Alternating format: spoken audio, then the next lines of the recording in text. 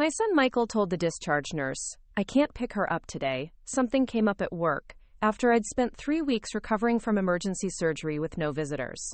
But what he didn't know was that the worn leather notebook I kept beside my hospital bed contained contact information that would make him realize abandoning his mother was about to cost him everything he thought he was entitled to inherit, including the family business he believed he was already running. Before I tell you how one phone call from my hospital room completely destroyed my ungrateful son's future and taught him the most expensive lesson about family loyalty he'll ever receive, please hit that like button and subscribe to support the channel. Also, drop a comment telling me about a time someone abandoned you when you needed them most, only to discover they had made a catastrophic mistake about who they were dealing with. Your stories inspire these videos, and I read every single comment. My name is Eleanor Martinez, but most people call me Ellie. I'm 72 years old, and until 4 weeks ago, I was living what my family believed was a quiet, comfortable retirement in a modest ranch house in Tucson, Arizona, spending my days tending my small garden and volunteering at the local animal shelter, while living on what they assumed was a simple widow's pension from my late husband Carlos's construction business. If you had seen me being wheeled into Desert Regional Medical Center on that terrifying October evening, clutching my chest and struggling to breathe as the paramedics rushed me through the emergency room doors, you would have seen exactly what the hospital staff saw: a frightened elderly woman in a faded floral nightgown and worn house slippers, carrying nothing but a small fabric purse with my insurance cards and the emergency contact number for my only child. You would have watched the intake nurse gently ask about my family, while I struggled to catch my breath, seen me provide my son Michael's phone number, with the kind of hopeful expression that suggested I was counting on him to be there for me during the scariest moment of my life. You might have felt sorry for this gray-haired grandmother who seemed so vulnerable and alone, facing emergency heart surgery without anyone by her side except the kind medical staff who promised to take good care of me. Quote, "You would have observed me lying in that hospital bed on the cardiac unit for 3 long weeks, checking my phone hopefully each morning when I woke up, asking the nurses during their medication rounds if anyone had called to ask about my condition, and gradually accepting with quiet resignation that my son was apparently too busy with his important work responsibilities to visit his mother during her recovery from major cardiac surgery. You would have seen me politely declining the hospital social worker's repeated offers to help arrange transportation home, insisting with diminishing confidence that my son would surely come once he knew I was being discharged, even though he hadn't returned a single one of my calls or responded to any of the increasingly desperate voicemails I'd left explaining my situation and begging to know when he might be able to visit. You might have watched me sitting by the hospital room window each afternoon during visiting hours, wearing the same 2 faded nightgowns that the kind nurses had helped me wash in the tiny bathroom sink, because no one had bothered to bring me fresh clothes or personal items, staring hopefully at the parking lot 6 floors below, while other patients received fresh flowers, balloons, and the kind of family support that I was apparently not important enough to deserve. You would have seen me graciously thanking the hospital chaplain who made it a point to stop by and check on patients who seemed to have no family support, chatting politely with my elderly roommate Mrs. Chen about her numerous grandchildren's daily visits while carefully avoiding any mention that my own son hadn't even bothered to send a get-well card, let alone show up to see if his mother had survived major heart surgery. You would have observed me carefully budgeting the small amount of cash in my purse to buy necessities from the hospital gift shop: a cheap toothbrush, travel-sized toothpaste, a small container of body lotion, while other patients' families brought them comfort items and favorite foods from home. You might have seen me gratefully accepting the extra blankets that the nurses brought when they noticed I seemed cold, or watched me eating every bite of the hospital food without complaint because I understood that the staff was doing their best and I didn't want to be any trouble. Quote, "You would have noticed me politely turning down invitations from other patients' families to join them in the family lounge, explaining with embarrassment that my son was very busy with work and couldn't make it to the hospital, while secretly wondering why I was making excuses for someone who clearly didn't care whether I lived or died. You might have seen me spending long hours writing in a worn leather notebook that I kept on my bedside table, assuming I was journaling about my medical experience or writing letters to pass the time during my recovery.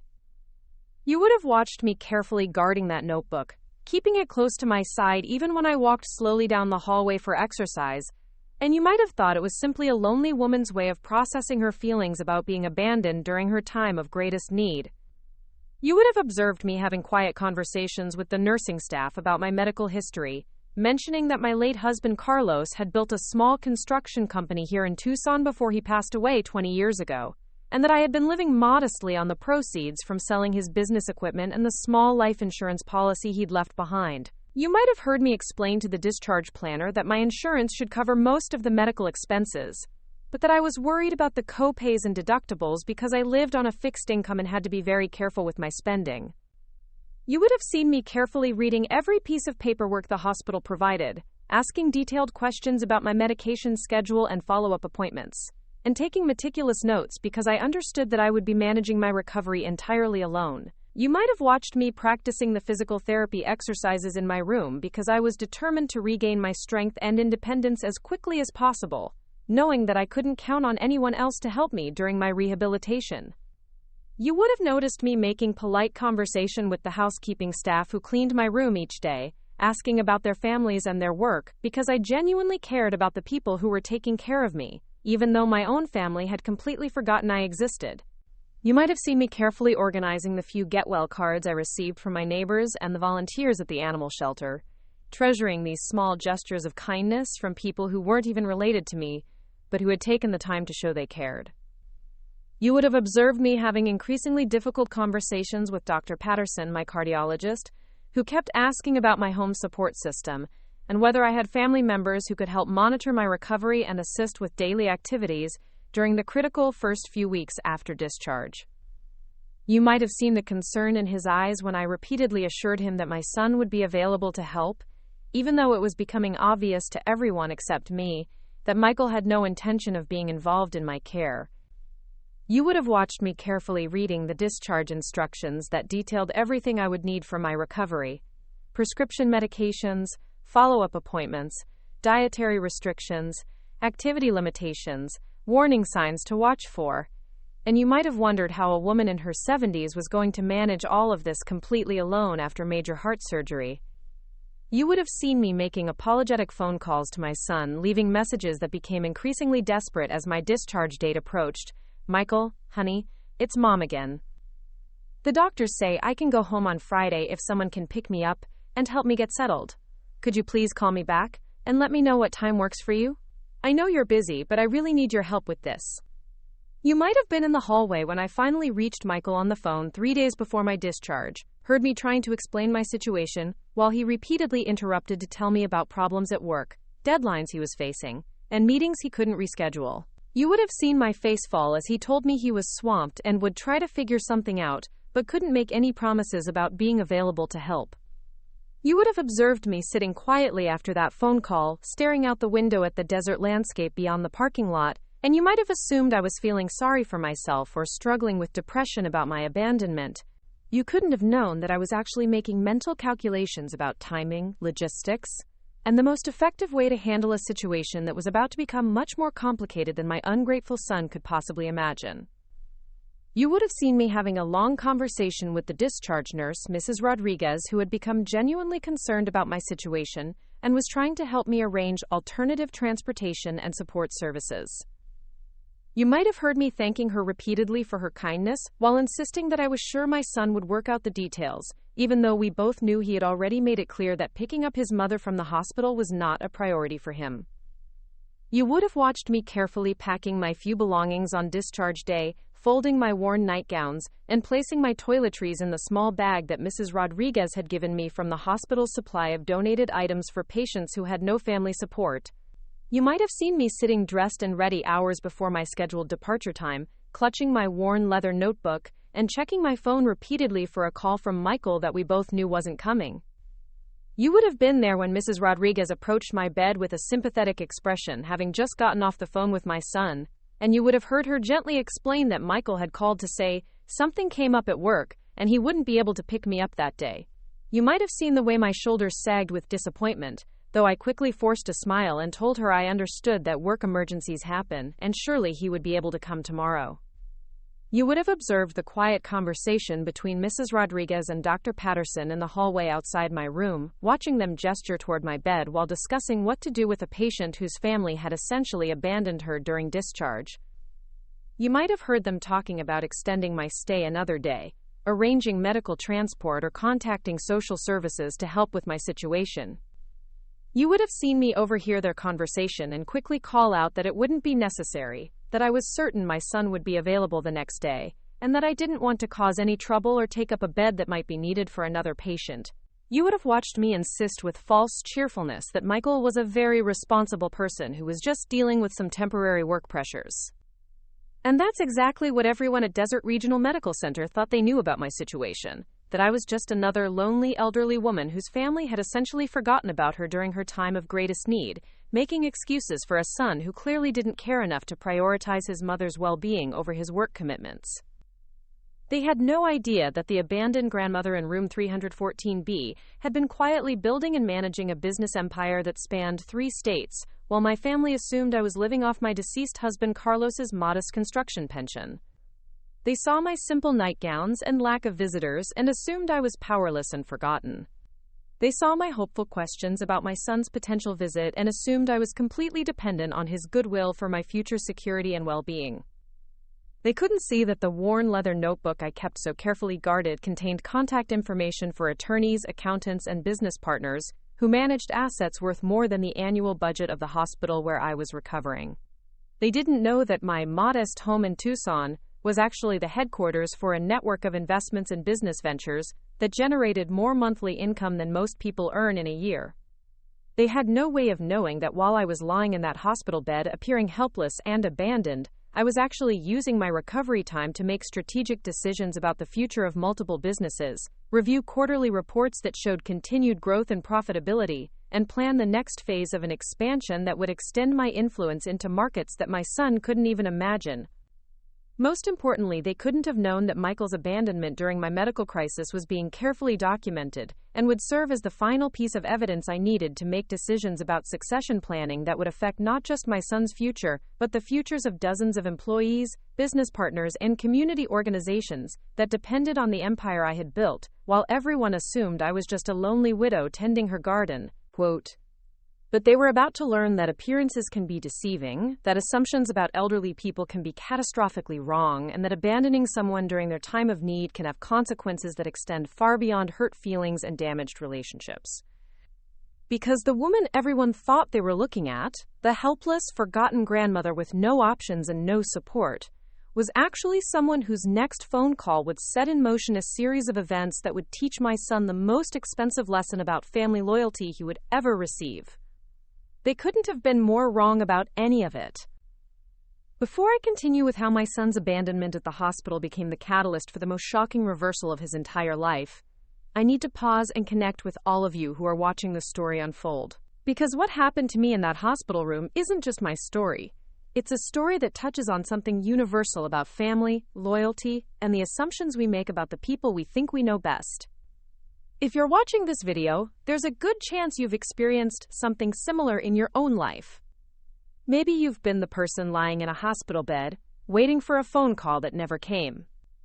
Maybe you've been dismissed by family members who assumed they knew your worth, your capabilities, or your resources. Maybe you've been underestimated by people who should have known better, who should have treated you with respect and consideration, but instead treated you like an inconvenience or a burden.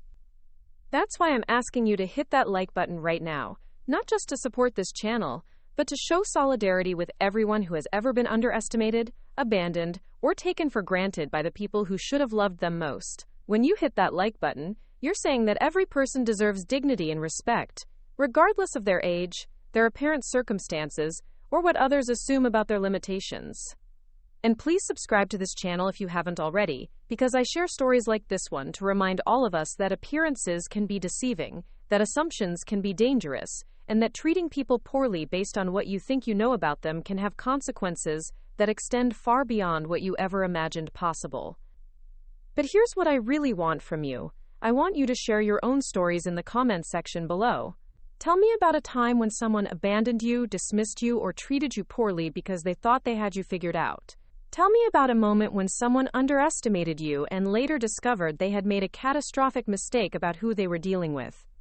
Maybe it was a family member who assumed you were financially struggling and treated you accordingly, only to discover later that you were actually more successful than they were.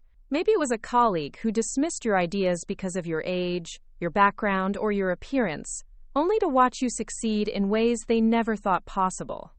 Maybe it was a friend who abandoned you during a difficult time, assuming you had nothing to offer them, only to realize later that they had lost access to someone who could have changed their life for the better.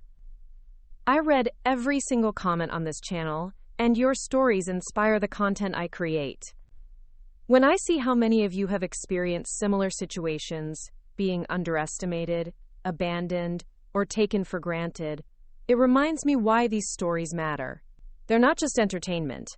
They're reminders that every person has value, dignity, and often hidden depths that others can't see or choose to ignore. One of the most common themes I see in your comments is family abandonment during medical crises. So many of you have written about being left alone in hospitals, nursing homes, or during recovery periods, while family members who should have been there for you were too busy with work, social obligations, or their own priorities.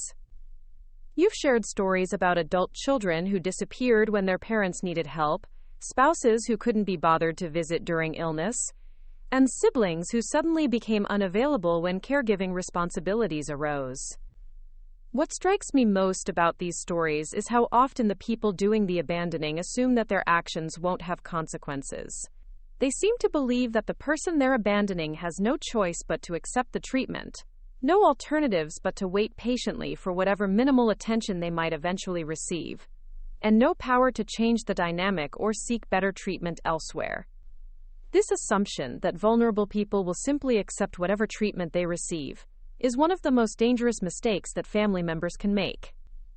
Because when you abandon someone during their time of greatest need, you reveal something fundamental about your character.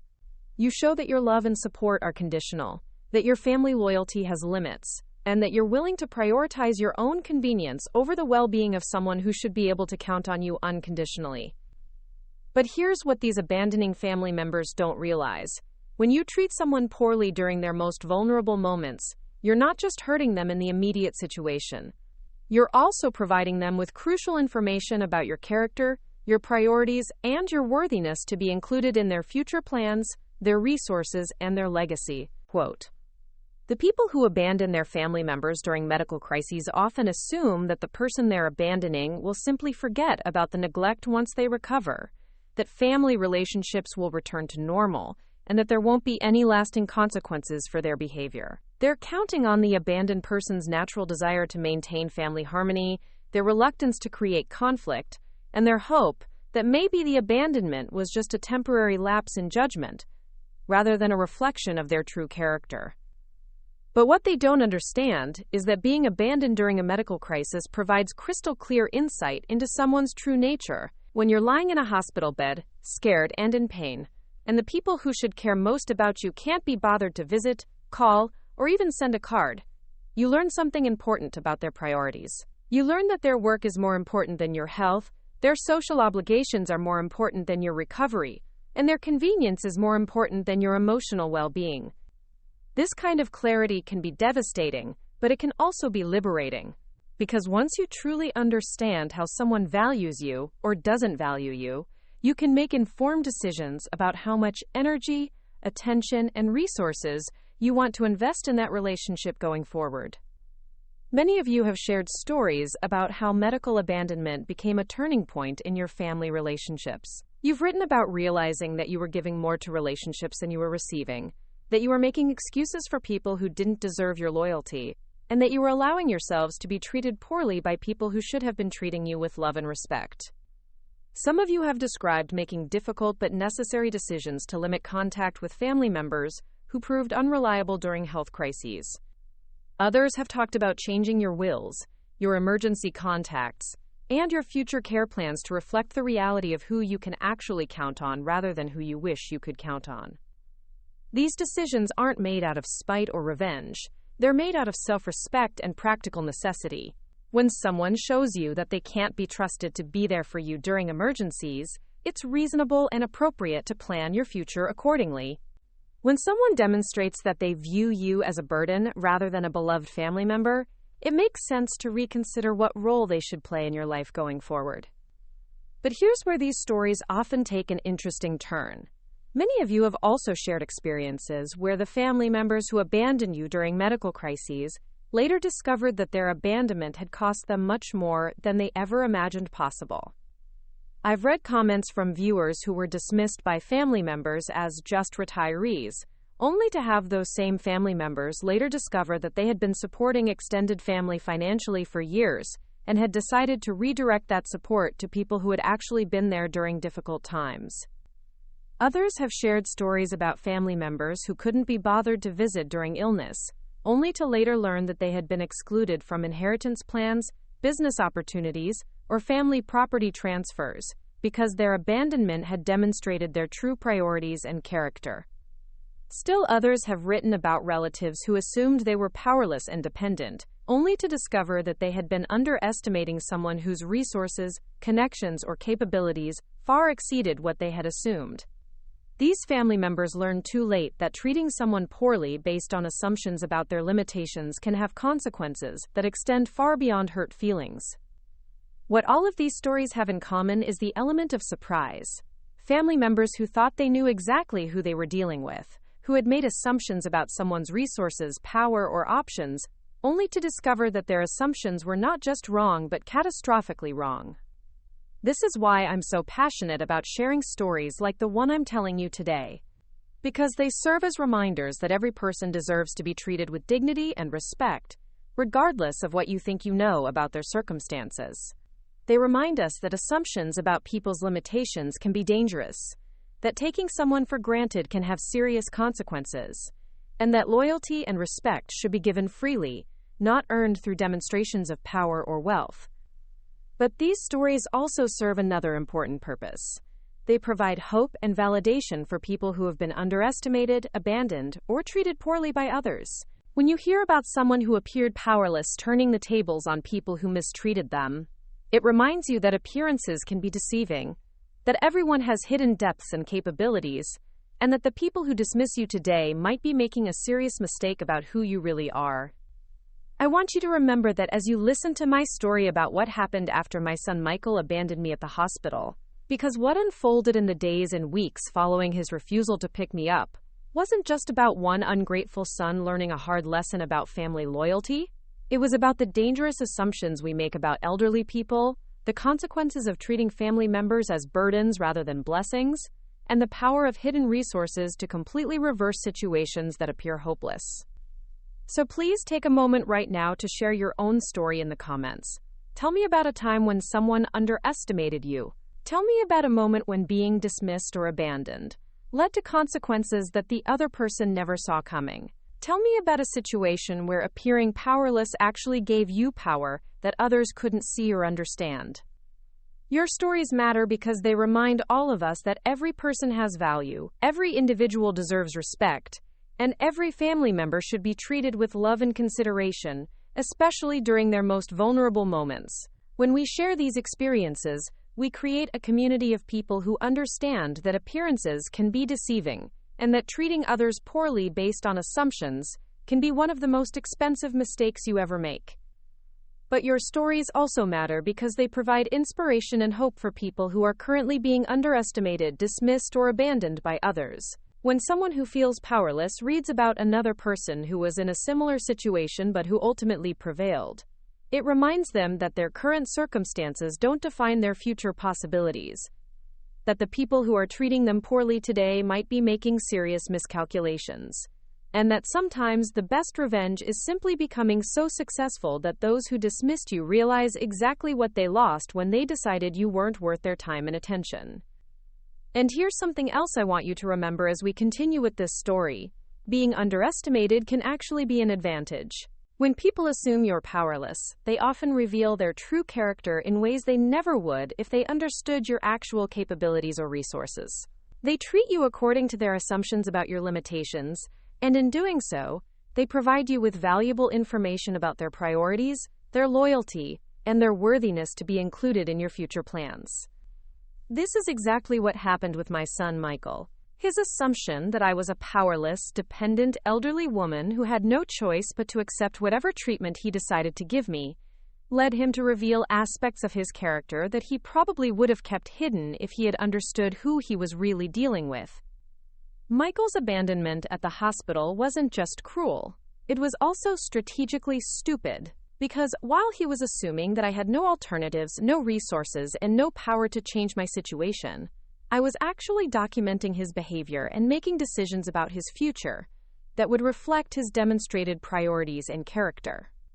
But I'm getting ahead of myself again. Before I tell you about the phone calls I made from my hospital room that would change everything, before I explain what was really in that worn leather notebook that I guarded so carefully, and before I describe the moment when Michael finally realized what his abandonment had cost him, I want to make sure you understand the full context of our relationship and how his assumptions about me had been building for years. Because Michael's decision to abandon me at the hospital wasn't an isolated incident. It was the culmination of a pattern of behavior that revealed exactly how he viewed me, my role in his life, and my worth as a person. Understanding this pattern is crucial to understanding why the consequences he faced were not just appropriate, but inevitable. So please stay with me as I take you back to the beginning of this story, back to when Michael first started making assumptions about my capabilities and limitations, back to when I first realized that my only child viewed me as more of a burden than a blessing, and back to when I began to understand that the son I had raised and sacrificed for had fundamentally misunderstood both my character and my resources. Quote, "And remember, as you listen to what comes next, that this story isn't just about one family's dysfunction. It's about the universal themes of respect, loyalty, and the dangerous assumptions we make about the people we think we know best. It's about the importance of treating every person with dignity, especially during their most vulnerable moments, and about the reality that actions have consequences, even when those consequences take time to become apparent.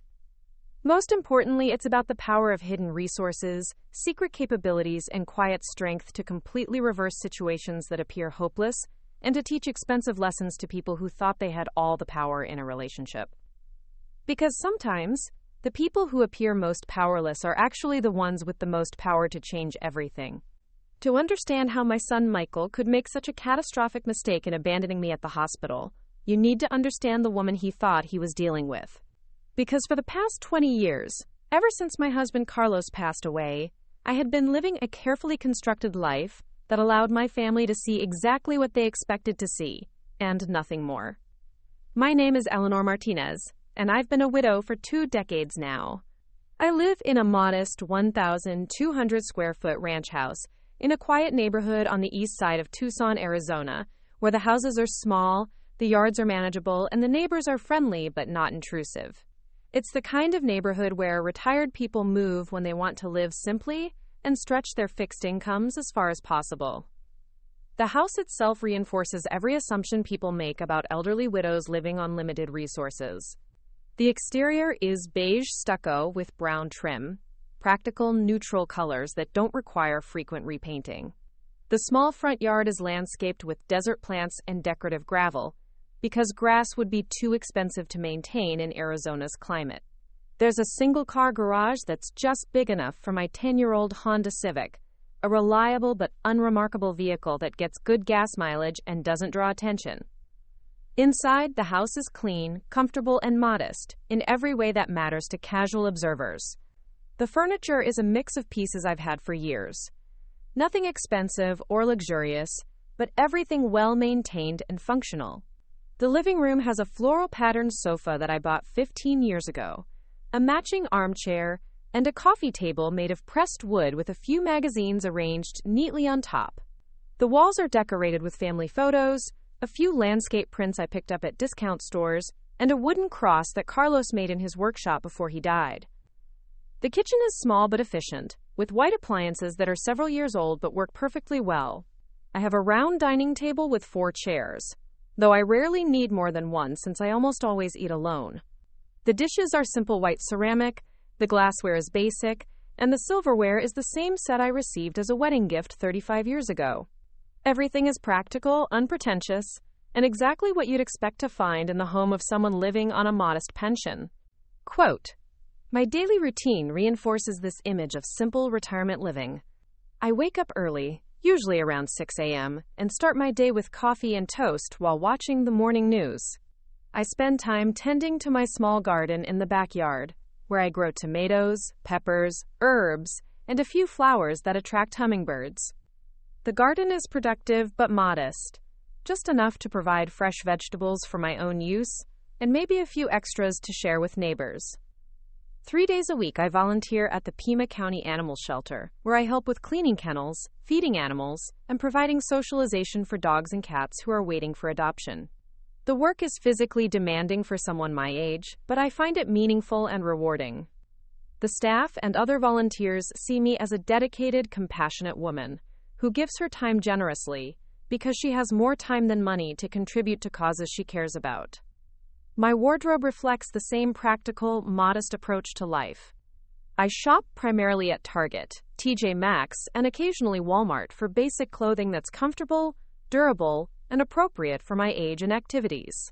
I have a few nice outfits for church and special occasions, but most of my clothes are simple blouses, comfortable pants, and cardigans that I can layer for temperature control. My shoes are primarily comfortable walking shoes and sandals, with one pair of dress shoes that I wear infrequently. I drive my Honda Civic to run errands around town, grocery shopping at Fry's food stores, picking up prescriptions at Walgreens, occasionally meeting friends for lunch at casual restaurants like Village Inn or Golden Corral. I use coupons when I shop, I buy generic brands when they're available, and I'm careful to compare prices because I want my neighbors and the store clerks to see that I'm budget conscious and frugal. My social life appears to be typical for a woman my age and circumstances. I attend St. Maria's Catholic Church regularly, where I'm known as a faithful parishioner who contributes modestly to collections and participates in occasional volunteer activities. I'm friendly with several other widows in the congregation, and we sometimes have coffee together after Mass or attend church social events. I have a small circle of neighbors who know me as Eleanor, the quiet woman who keeps her yard neat, waves hello when we cross paths, and occasionally brings over extra vegetables from her garden. They see me as someone who's grateful for friendly conversation but doesn't impose on others or expect special attention. When they ask about my family, I mention that my son Michael lives in Phoenix and is very busy with his work, which explains why he doesn't visit often. My medical care appears routine and unremarkable. I see Dr. Susan Williams, a family practice physician, for regular checkups and management of typical age-related health issues, mild hypertension, occasional arthritis pain, and the routine screenings that women my age need. I take a few prescription medications, but nothing that suggests serious or expensive health problems. I have Medicare, with a supplemental insurance policy that covers most of my medical expenses, and I'm careful to follow all preventative care recommendations because I understand the importance of maintaining my health. From the outside, my finances appear to be exactly what you'd expect for a widow living on Social Security and whatever modest savings she managed to accumulate during her working years. I receive my Social Security check each month, and I occasionally mention to neighbors or acquaintances that I'm grateful that Carlos's construction business had enough life insurance to pay off our mortgage and leave me with a small nest egg that supplements my retirement income. I'm careful with money in ways that are visible to others. I shop sales, I use coupons, I drive an older car, and I live in a modest home in a middle-class neighborhood. When friends suggest activities that might be expensive, trips, entertainment, dining at upscale restaurants, I politely explain that I need to be careful with my budget and suggest more affordable alternatives. This financial modesty extends to how I handle everyday expenses.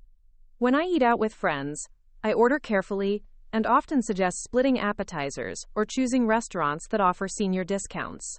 When we go to movies, I wait for matinee showings and use any available discounts. When friends invite me to events that require nice clothes, I wear the same few dressy outfits repeatedly because buying new clothes frequently would be inconsistent with my apparent financial limitations. My home reflects this same careful approach to spending. The furnishings are older but well-maintained. The decorations are simple and inexpensive, and any improvements or repairs I make are clearly budget-conscious choices. When neighbors see me painting my front door or planting new flowers, they see someone who maintains her property carefully but doesn't spend money unnecessarily on upgrades or luxury items. Even my hobbies and interests reinforce this image of modest retirement living. I read books borrowed from the library rather than buying new ones. I watch television programming that's available through basic cable rather than premium channels.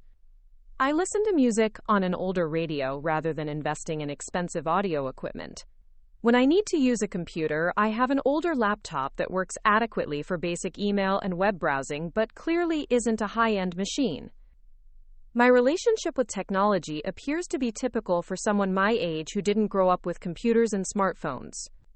I have a basic cell phone that I use primarily for emergencies and essential communication. I can send simple emails and do basic internet searches, but I often ask younger people for help with more complicated technical tasks. This technological modesty makes me seem like someone who's been left behind by modern advances and might struggle with financial or business matters that require sophisticated technical knowledge. My interactions with service providers, bank tellers, insurance agents, repair technicians all reinforce the impression that I'm a typical elderly widow managing modest finances carefully. I ask questions about fees and charges, I comparison shop for services, and I make decisions that prioritize saving money over convenience or luxury. When I need major repairs on my house or car, I get multiple estimates and choose affordable options rather than premium services. This extends to how I handle paperwork and administrative tasks. I keep careful records of expenses, I file my own tax returns using basic software, and I manage my own banking and bill paying. But I do all of this in ways that suggest someone who's competent, but not sophisticated. Someone who can handle routine financial tasks, but might be overwhelmed by complex investment decisions or business management. My charitable giving appears modest and appropriate for someone on a fixed income. I contribute small amounts to church collections, I occasionally donate items to charity drives, and I give my time rather than large amounts of money to causes I support. When fundraisers call or come to my door, I politely explain that I'm on a limited budget, but might be able to make a small contribution if it's for a cause I really believe in. Even my approach to healthcare spending reinforces these assumptions about my financial limitations. I use generic medications when possible. I take advantage of senior discounts and Medicare benefits, and I'm careful not to schedule unnecessary appointments or tests. When medical professionals suggest treatments or procedures that might be expensive, I ask about costs and alternatives in ways that make it clear I'm concerned about my ability to afford care. My conversations with family, friends, and acquaintances all stay within the boundaries of this carefully constructed identity. I talk about the challenges of living on a fixed income, the importance of being careful with money, and the need to plan ahead for potential healthcare costs as I age. I express gratitude for Medicare and Social Security, concern about inflation affecting retirees, and appreciation for family members and friends who help me with tasks that might be difficult or expensive for me to handle alone. This persona has been so consistent and convincing that even my son Michael, who should know me better than anyone, has completely accepted it as the full truth about my circumstances and capabilities. When he talks to friends or colleagues about his mother, he describes me as a sweet elderly woman who's living modestly on Social Security and small savings, volunteering at an animal shelter, and tending a small garden because that's how she keeps busy and active in retirement. Michael has never questioned this narrative because it fits perfectly with his assumptions about elderly people, especially elderly women who weren't career professionals during their working years. He assumes that my life became smaller and more limited after Carlos died, that my financial resources are modest and decreasing, and that my needs and interests have simplified to match my apparent circumstances. When Michael visits, which is infrequently, he sees exactly what he expects to see. He sees my modest home, my simple lifestyle, my careful approach to spending, and my apparent contentment with a quiet, unremarkable retirement. He interprets my volunteer work as something I do to stay busy, rather than as a choice I make because I enjoy helping animals. He sees my gardening as a practical way to save money on groceries, rather than as a hobby I find genuinely fulfilling. Most importantly, Michael has never looked deeper into my financial situation because he assumes he already understands it. He knows that Carlos left me a small life insurance policy and that the house is paid off, so he figures I'm comfortable but not wealthy. He knows I receive Social Security and that I live modestly, so he assumes my resources are limited and that I might need assistance from family as I age and my expenses potentially increase. This assumption has shaped how Michael interacts with me and plans for the future. He occasionally offers to help with expenses or tasks, positioning himself as the responsible adult child who's looking out for his aging mother's welfare. He talks about eventually needing to help me make decisions about my living situation, my healthcare, and my finances, as I become less capable of managing these matters independently. Michael has also made assumptions about what will happen when I die. He assumes that my modest assets, the house, my small savings, perhaps a few personal items of sentimental value, will eventually pass to him as my only heir. He's never been crass enough to discuss this directly, but his comments and behavior make it clear that he sees himself as the natural beneficiary of whatever I might leave behind. These assumptions have led Michael to treat me with a kind of benevolent condescension that he probably doesn't even recognize. He speaks to me in the slightly louder, simpler language that many people use with elderly relatives. He makes decisions about family gatherings, holiday plans, and social activities based on what he thinks I can afford or handle, rather than asking what I might prefer. He offers advice about managing money, staying safe, and taking care of my health, as if I might not be capable of making these decisions effectively on my own. But most significantly, Michael's assumptions about my limitations and dependence have led him to believe that his presence in my life is more important to me than my presence is to him. He assumes that I need him more than he needs me, that I depend on his occasional visits and phone calls for social connection and emotional support, and that I would be grateful for whatever attention and assistance he chooses to provide. This dynamic explains why Michael felt comfortable abandoning me at the hospital.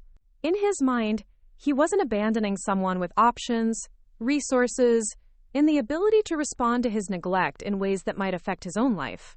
He was simply failing to help someone who had no choice but to accept whatever level of support he decided to provide. Michael assumed that I would understand that his work responsibilities were more important than my hospital discharge, that I would make alternative arrangements without complaint, and that our relationship would continue unchanged because I had no power to alter the dynamic between us. He assumed that the worst consequence of his abandonment would be my disappointment, and perhaps some temporary hurt feelings that would fade once I accepted that he had done the best he could under the circumstances. He never considered that his behavior might have lasting consequences for his future, his finances, or his relationship with the business he thought he understood. But Michael was wrong about all of it. He was wrong about my resources, wrong about my capabilities, wrong about my options, and most catastrophically wrong about the consequences his abandonment would have for his own future. Because the modest, financially limited elderly woman he thought he was abandoning at the hospital was actually someone whose next phone call would begin a process that would cost him everything he thought he was entitled to inherit, and everything he assumed he could take for granted about his own future security. The worn leather notebook I kept so carefully guarded beside my hospital bed wasn't filled with journal entries or personal reflections. It was filled with contact information for attorneys, accountants, business partners, and financial advisors who managed an empire that my son couldn't imagine and wouldn't believe if he were told about it directly. But I'm getting ahead of myself again.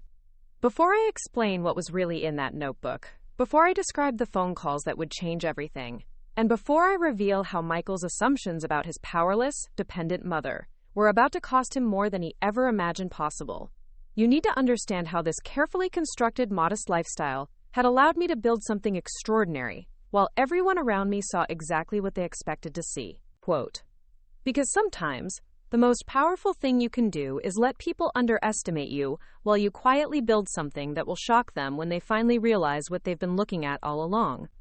If you had walked into Desert Regional Medical Center during my 3-week stay and observed me going through my daily routine, you would have seen exactly what every nurse, doctor, orderly, and visitor saw. A lonely, elderly woman whose family had clearly forgotten about her during her time of greatest need. You would have made the same assumptions that everyone made, drawn the same conclusions about my circumstances, and felt the same mixture of sympathy and concern that motivated the hospital staff to go above and beyond their normal duties to make sure I felt cared for. You would have seen me each morning when the day shift nurses came on duty at 7 a.m., already awake and sitting up in bed, carefully organized and ready for the day despite having nowhere to go and no one expecting me. You might have noticed how I always thanked each staff member by name, how I never complained about the institutional food or the uncomfortable bed, and how I seemed genuinely grateful for every small kindness, as if I wasn't accustomed to receiving much attention or consideration in my daily life. If you had been there during medication rounds, you would have watched me carefully listening to every instruction, writing detailed notes about dosages and timing, and asking thoughtful questions about side effects and interactions. You might have assumed, as the nurses did, that I was being so meticulous, because I knew I would be managing my recovery entirely alone, without family members to help monitor my medications or remind me about important care instructions. You would have observed me during the daily visits from Dr. Patterson, my cardiologist, sitting attentively while he explained my condition, my treatment options, and my prognosis. You might have seen how I nodded seriously when he talked about the importance of having family support during recovery, how my expression became slightly strained when he asked about my son's availability to help with my care, and how I always assured him that Michael would surely be able to assist once his work schedule allowed. If you had been in the hallway during shift changes, you might have overheard the nurses discussing my case with concern. The elderly woman in 314B still hasn't had any visitors, they would say. Her son called once to check on her condition, but he hasn't been here at all. She keeps saying he's very busy with work, but 3 weeks seems like a long time to be too busy to visit your mother in the hospital. You would have seen me during physical therapy sessions, working diligently with the therapist to regain my strength and mobility, never missing an appointment or skipping exercises even when I was tired or uncomfortable. You might have noticed how I asked detailed questions about my recovery timeline, how I practiced the recommended exercises during my free time, and how I seemed determined to regain my independence as quickly as possible, as if I understood that I couldn't count on anyone else to help me during my rehabilitation. If you had observed me during mealtimes, you would have seen someone who ate every bite of the hospital food without complaint, who thanked the dietary staff personally when they delivered my trays, and who never asked for special accommodations or expressed preferences about menu options. You might have assumed, as many did, that I was simply grateful to have meals provided and didn't feel entitled to expect better food or more variety. You would have watched me during the long afternoon hours when other patients received visits from family and friends, sitting quietly by my window reading library books that I had requested from the hospital's volunteer services, writing in my worn leather notebook, or watching television programs with the volume kept low so I wouldn't disturb my roommate. You might have felt sorry for this elderly woman who seemed to have so much time to fill and so few people who cared enough to help her fill it. If you had been there during evening visiting hours, you would have seen me watching hopefully as families streamed through the cardiac unit to see their loved ones, bringing flowers, balloons, homemade food, and news from the outside world. You might have noticed how I always smiled and waved at the children who accompanied their parents, how I congratulated other patients on their progress when their families celebrated small milestones, and how I never showed any obvious jealousy or bitterness about my own lack of visitors. You would have observed the small daily routines I developed to structure my time and maintain my dignity during this difficult period. Each morning, I would carefully wash and style my hair using the tiny bathroom sink, apply a small amount of makeup from the compact I kept in my purse, and choose the cleaner of my 2 nightgowns to wear for the day.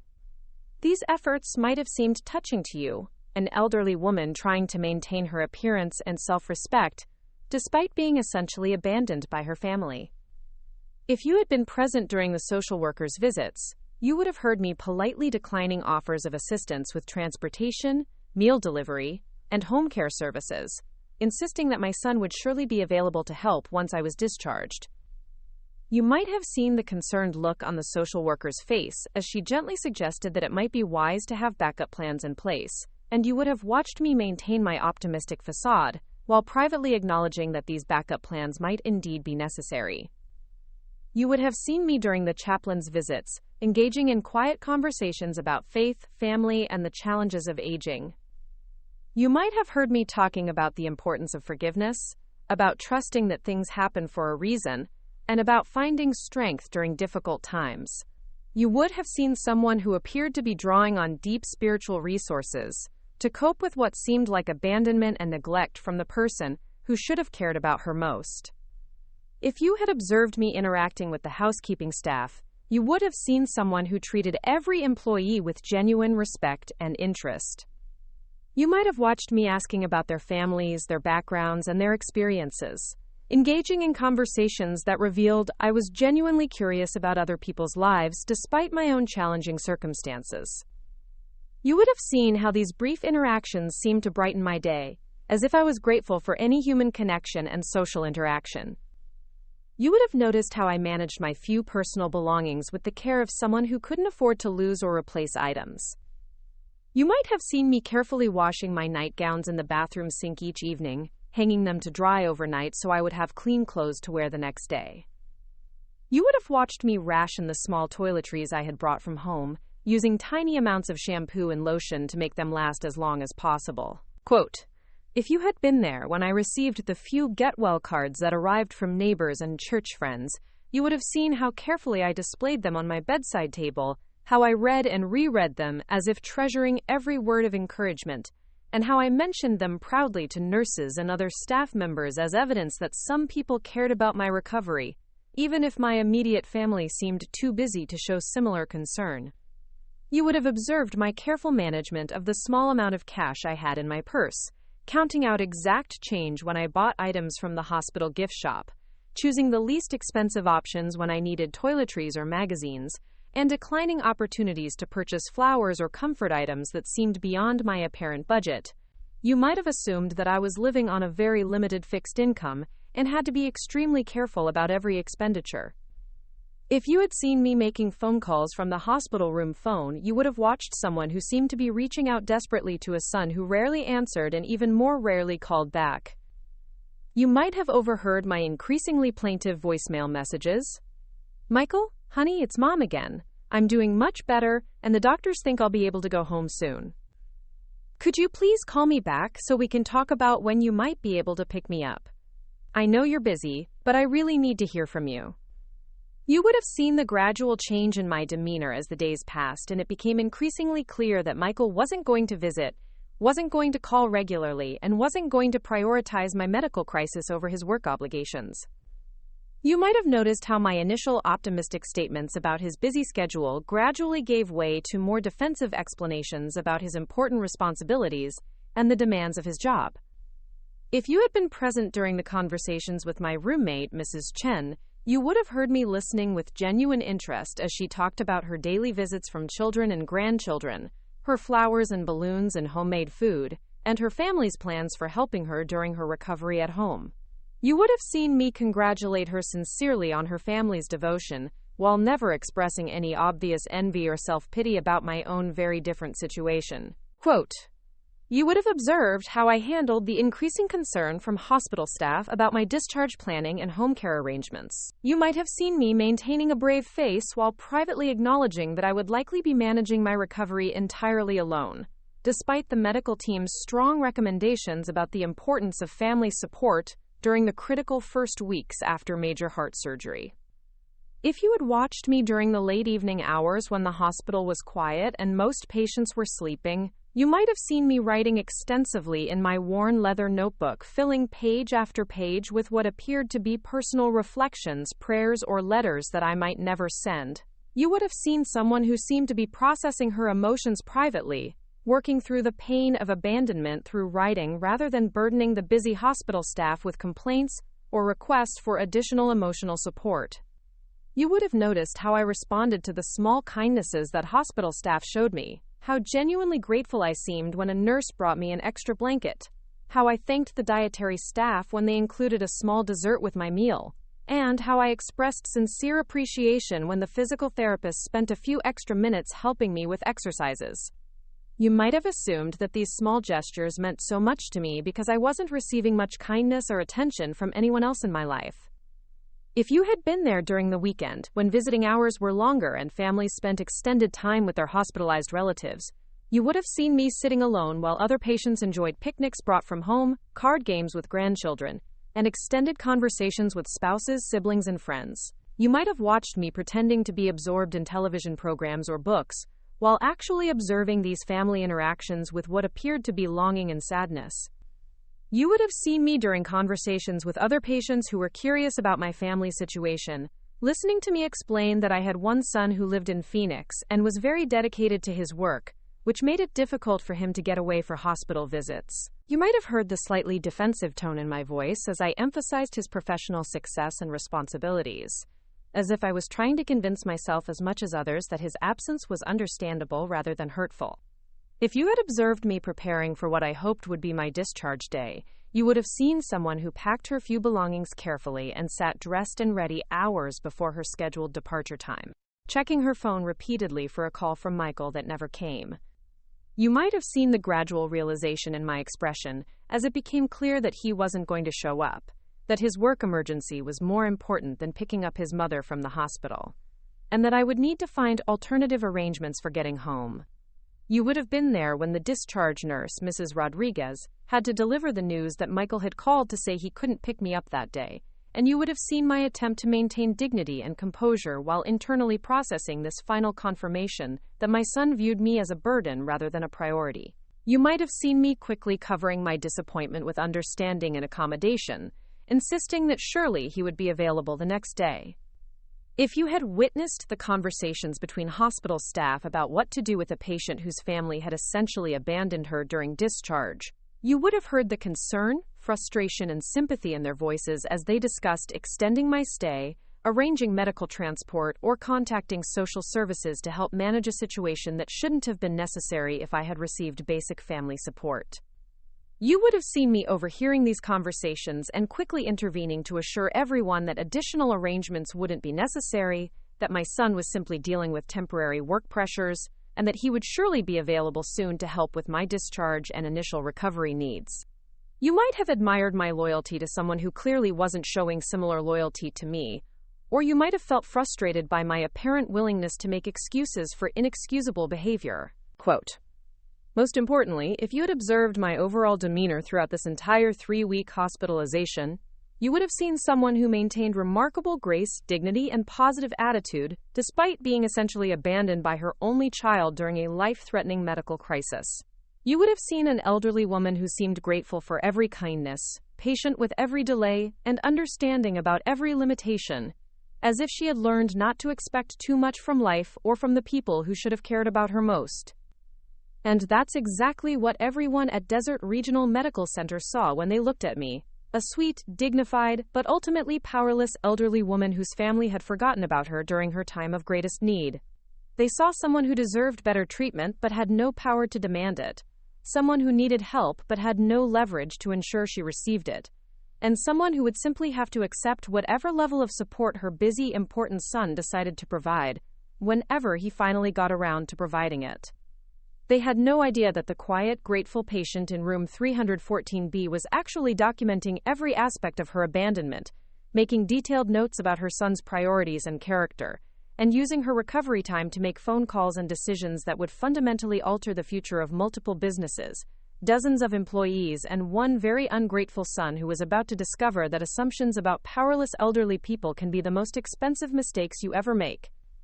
Because sometimes, the people who appear most grateful for small kindnesses are actually the ones with the power to show others what real kindness looks like, and what happens when you fail to show it to people who deserved so much better than what they received.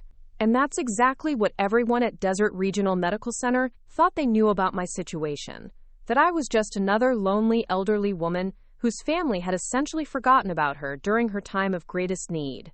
The nurses saw a patient who needed extra emotional support because she clearly wasn't getting it from home. The doctors saw someone who would be managing her recovery alone and adjusted their discharge planning accordingly. The social workers saw a vulnerable senior citizen who might need community resources because her family support system had proven unreliable. But they had no idea that the abandoned grandmother in room 314B had been quietly building and managing a business empire that spanned 3 states, while everyone around her assumed she was living off her deceased husband's modest construction pension. They saw my simple nightgowns and lack of visitors and assumed I was powerless and forgotten. They saw my hopeful questions about my son's potential visit and assumed I was completely dependent on his goodwill for my future security and well-being. They couldn't have known that while I was sitting by that hospital window each afternoon, appearing to wait hopefully for family visits that never came, I was actually using those quiet hours to make mental calculations about quarterly reports, seasonal business cycles, and strategic expansion opportunities that were generating more revenue each month than most people earn in an entire year.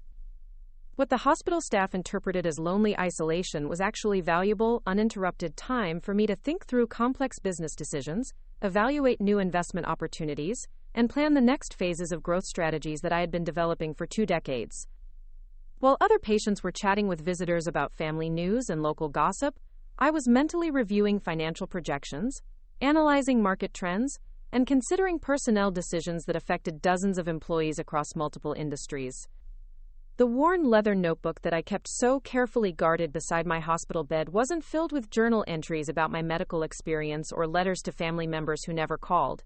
It was filled with contact information for attorneys, accountants, business partners, and financial advisors who managed assets worth more than the annual budget of the hospital where I was recovering. Quote, "Every page of that notebook contained details about businesses, investments, and financial instruments that my family couldn't imagine and wouldn't believe if they were told about them directly. Phone numbers for commercial real estate managers who oversaw properties in Phoenix, Tucson, and Flagstaff. Contact information for construction company executives who reported to me about projects worth millions of dollars. Names and numbers for investment advisors who managed portfolios that generated more passive income in a typical week than Michael earned in 6 months at his marketing job." When nurses saw me writing extensively in that notebook during the quiet evening hours, they assumed I was processing my emotions about being abandoned by my son, perhaps writing letters expressing my hurt feelings or documenting my fears about managing my recovery alone. They had no way of knowing that I was actually updating notes about business meetings I would need to reschedule, making lists of decisions that couldn't wait until after my recovery, and planning the most efficient ways to handle urgent matters from my hospital bed. The phone calls I made from my hospital room weren't just desperate attempts to reach an ungrateful son who rarely answered, and even more rarely called back. Mixed in with those painful, unreturned calls to Michael were brief, efficient conversations with business managers, legal advisors, and financial consultants who needed my input on time-sensitive matters that couldn't be postponed for 3 weeks while I recovered from heart surgery. When hospital staff overheard me speaking quietly into the phone about scheduling conflicts and arrangements that needed to be made, they assumed I was trying to coordinate my medical care and recovery plans with a son who was too busy to provide adequate support. They didn't realize that I was actually managing construction deadlines, investment decisions, and corporate strategy meetings that would continue regardless of my medical situation. The careful way I managed my few personal belongings and rationed my small toiletries wasn't evidence of financial limitation. It was evidence of the disciplined, waste-nothing approach to resource management that had allowed me to build extraordinary wealth while maintaining the appearance of modest retirement living. The same mindset that made me use every last drop of hospital shampoo had enabled me to identify profitable opportunities that others overlooked, and to maximize returns on investments that others considered too small or too risky to pursue. My genuine gratitude for the small kindnesses shown by hospital staff wasn't the desperate appreciation of someone who received little attention or consideration in her daily life. It was the authentic gratitude of someone who understood the value of good service, fair treatment, and professional competence, because I had spent years managing employees, evaluating contractors, and building business relationships based on mutual respect and reliable performance. When I thanked nurses by name, asked about their families, and showed interest in their backgrounds, I wasn't just a lonely elderly woman seeking human connection. I was someone who had learned that understanding and appreciating the people who work for you is essential for building successful businesses, maintaining high-quality service, and creating the kind of workplace culture that attracts and retains excellent employees. The conversations I had with my roommate, Mrs. Chen, about her family's devotion and support weren't painful reminders of what I was missing in my own life. They were opportunities for me to observe and appreciate different approaches to family relationships, while mentally comparing her children's attentiveness to my son's neglect.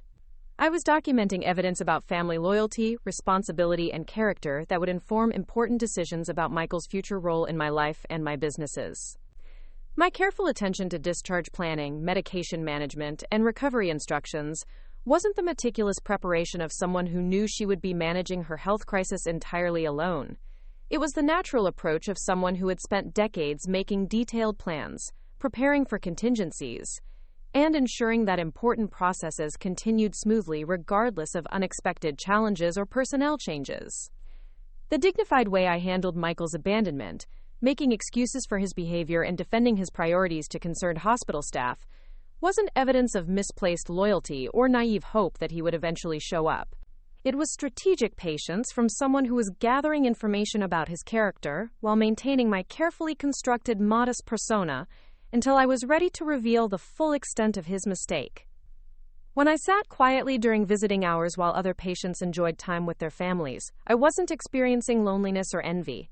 I was observing examples of family devotion that highlighted the dramatic contrast with my son's behavior. I was watching adult children who rearranged their schedules to be present during their parents' medical crises, grandchildren who brought drawings and school projects to cheer up hospitalized grandparents, and spouses who spent entire afternoons providing companionship and support during recovery.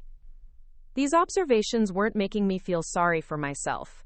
They were providing me with clear evidence of what normal family relationships looked like, what reasonable expectations for family support should be, and how dramatically Michael's behavior deviated from the standards that loving, responsible adult children meet when their parents face health emergencies. The spiritual conversations I had with the hospital chaplain about forgiveness, faith, and finding strength during difficult times weren't the desperate seeking of someone who needed religious comfort to cope with abandonment. They were strategic discussions with someone who had extensive experience counseling families through difficult transitions, someone who could provide valuable perspective on the relationship between forgiveness and accountability, and someone who understood that true forgiveness sometimes requires consequences that teach important lessons about responsibility and respect. My interest in the chaplain's views on family obligations, elder care responsibilities, and the importance of showing up for people during their most vulnerable moments wasn't academic curiosity. It was professional consultation with an expert who had seen many families navigate medical crises and who could confirm that Michael's behavior was not just hurtful, but completely outside the range of acceptable responses to a parent's hospitalization. When I declined the social worker's offers of assistance with transportation, meal delivery, and home care services, I wasn't being foolishly optimistic about Michael's eventual availability to help. I was avoiding entanglements with social services that might complicate my plans for handling the situation privately, efficiently, and in ways that would teach Michael exactly the lessons he needed to learn about the consequences of abandoning family members during medical emergencies. The social worker's concern about my discharge planning and home support systems wasn't misplaced. She was right to be worried about an elderly cardiac patient managing her recovery alone. But she had no way of knowing that I had access to private medical care, professional home health services, and personal support systems that would provide far better assistance than anything Michael could have offered, even if he had been willing to help. My patient acceptance of delays in discharge planning while waiting for Michael to become available wasn't evidence of powerlessness or lack of alternatives. It was deliberate documentation of exactly how long he would leave his mother waiting in a hospital bed while he prioritized work obligations over family responsibilities. Every additional day of delay was additional evidence of his character that would justify the decisions I was preparing to make about his future. The detailed notes I took during conversations with Dr. Patterson about my condition, treatment, and recovery timeline weren't just careful patient preparation for managing my health independently. They were professional documentation of medical factors that would need to be considered in restructuring my business responsibilities, adjusting my travel schedule, and planning the timing of important decisions that couldn't be postponed indefinitely. When Dr. Patterson expressed concern about my family support system and repeatedly asked about Michael's availability to assist with my care, I wasn't just providing false reassurances to avoid worrying my medical team. I was gathering professional medical opinions about the importance of family support during recovery, the risks of managing cardiac rehabilitation alone, and the standard expectations for adult children's involvement in their parents' medical care. This medical documentation of family support expectations would become important evidence when I eventually explained to Michael exactly how his behavior compared to normal standards for adult children's responsibilities during their parents' health crises. Dr.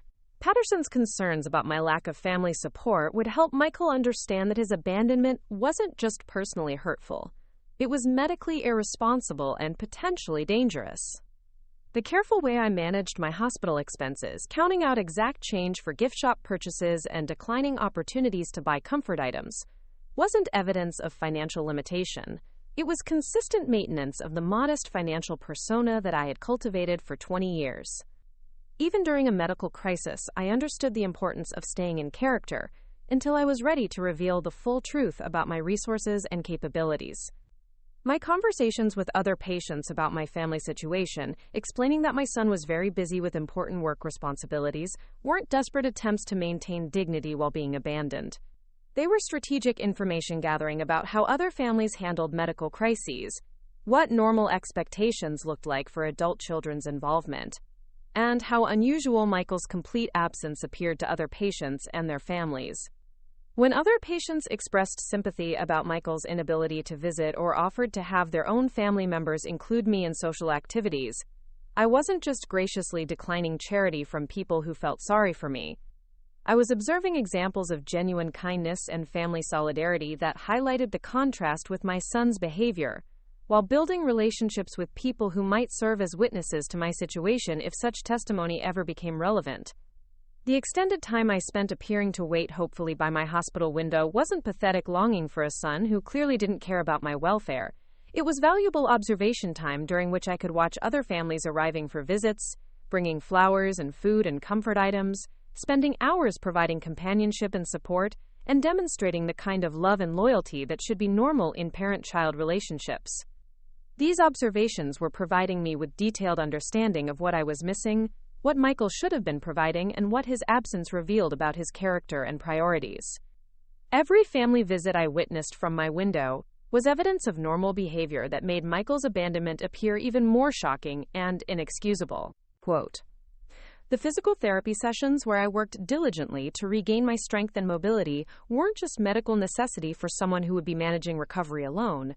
They were professional preparation for someone who needed to be in optimal health to handle the complex business decisions and confrontations that would be necessary once I returned home and began implementing consequences for Michael's behavior. My determination to regain independence as quickly as possible wasn't evidence of someone who had no choice but to be self-sufficient. It was strategic preparation by someone who wanted to be operating from a position of strength when the time came to reveal the full extent of Michael's mistake and teach him the most expensive lesson about family loyalty he would ever receive. The respectful way I treated every hospital employee, from doctors to housekeeping staff, wasn't just the natural kindness of someone who was grateful for attention because she received so little elsewhere in her life. It was the professional courtesy of someone who understood that treating service providers well creates loyalty, generates valuable information, and builds networks of people who will remember your character positively when their testimony or assistance might become important. Every nurse, orderly, social worker, and chaplain who witnessed my grace under pressure and my dignified response to abandonment was a potential witness who could confirm that I had been a model patient who deserved much better treatment from my family than I received. Their positive memories of my behavior would validate the decisions I was preparing to make about Michael's future. But most importantly, they had no idea that the quiet time I spent in that hospital room, appearing to wait hopefully for family support that never materialized, was actually allowing me to make the kind of strategic decisions that required careful thought, thorough planning, and complete focus on long-term consequences, rather than immediate emotional reactions. While everyone assumed I was processing the hurt of being abandoned, I was actually calculating the full cost of Michael's behavior, not just the emotional cost to me, but the financial cost to him when he discovered that his abandonment had permanently altered his relationship with the mother he thought he could take for granted. Quote, "Because the woman everyone thought they were looking at, the helpless, forgotten grandmother with no options and no power to change her situation, was actually someone whose next phone call would begin a process that would cost Michael everything he thought he was entitled to inherit and everything he assumed he could count on for his own future security. They couldn't have been more wrong about any of it, and Michael was about to discover just how catastrophically wrong his assumptions about his powerless, dependent mother had been. To understand how the modest widow everyone saw in that hospital bed had actually built an empire that my son couldn't imagine, you need to go back to the beginning of my transformation. Back to 20 years ago when my husband Carlos passed away from pancreatic cancer at the age of 68, leaving me with what everyone assumed was a small construction business, modest life insurance, and the typical financial challenges of a newly widowed woman in her early 50s. My story begins in January 2004, when I was 52 years old and facing what should have been financial uncertainty and a dramatically reduced standard of living. Carlos had owned Martinez Construction, a small residential building company that employed 6 full-time workers and specialized in custom homes, room additions, and major renovations throughout the Tucson area. To everyone who knew us, it appeared to be a modest family business that provided a comfortable middle-class lifestyle, but nothing approaching wealth or financial security. The funeral was attended by our extended family, neighbors, church friends, and Carlos's business associates, contractors, suppliers, and clients, who had worked with him over the years. They all expressed genuine sympathy for my loss and concern about my future, assuming that I would probably need to sell the business quickly, because a woman with no construction experience couldn't be expected to manage a company that required specialized knowledge about building codes, labor management, and complex project coordination. Even Michael, then 32 years old and working as a marketing coordinator in Phoenix, made the same assumptions about my limitations and prospects. During the difficult weeks after his father's funeral, he repeatedly offered to help me wind down the business and make sure you get fair value for the equipment and contracts. He spoke to me with the kind of gentle, patronizing tone that adult children often use with widowed parents, who they assume will need guidance navigating financial decisions they've never had to make independently. "Mom, I know this is overwhelming," Michael would say during his weekend visits to help me sort through Carlos's papers and business records. "Dad handled all the business stuff, and you focused on taking care of the home and family. There's no shame in admitting that running a construction company is too complicated for someone without experience in the industry. The important thing is to sell everything while the business still has value and make sure you have enough money to live comfortably." Michael's assumptions were understandable and, from his perspective, compassionate. He genuinely believed he was protecting me from taking on responsibilities that would be too challenging and potentially financially disastrous for someone he saw as a traditional housewife who had never been involved in business operations. He was trying to be a responsible son by encouraging me to avoid risks and settle for whatever financial security could be obtained through quick liquidation of assets I didn't understand. But Michael was wrong about almost everything he assumed regarding my relationship with Carlos's business and my understanding of its operations, finances, and potential. What he didn't know, what nobody knew except Carlos and me, was that I hadn't been just a supportive wife who stayed home while my husband handled all the business responsibilities. I had been Carlos's silent partner, strategic advisor, and financial manager for nearly 20 years of our marriage. Carlos was a brilliant craftsman and project manager who could build anything and solve any construction problem, but he had never been comfortable with the business side of running a company. Paperwork, financial planning, contract negotiations, and strategic decision-making were areas where his talents didn't match his passion for actual construction work. From the very beginning of Martinez Construction, I had been the one handling these crucial but invisible aspects of the business. Every evening after dinner, Carlos and I would sit at our kitchen table and review the day's activities, upcoming projects, and financial decisions that needed to be made. He would describe the technical challenges of current jobs, the quality of work being performed by various crew members, and the potential problems or opportunities he saw developing with specific clients or projects. I would update him on cash flow analysis, material cost projections, bid calculations, and strategic decisions about which contracts to pursue and which to decline. This collaboration had been so natural and seamless that even our closest friends and family members never realized how extensively I was involved in business operations. They saw Carlos leaving for work sites each morning and assumed he was handling everything independently. They saw me managing our household and assumed my responsibilities ended there. They never witnessed the hours I spent each week analyzing construction costs, researching building regulations, managing supplier relationships, and making the financial decisions that determined whether projects would be profitable or problematic. My involvement in the business had deepened significantly during the 1990s, when the Tucson construction market became increasingly competitive and complex.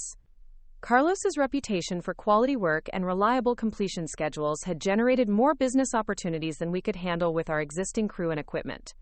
Rather than expanding randomly or declining profitable work, we had made strategic decisions about specialization, market positioning, and growth management that required sophisticated business analysis and long-term planning.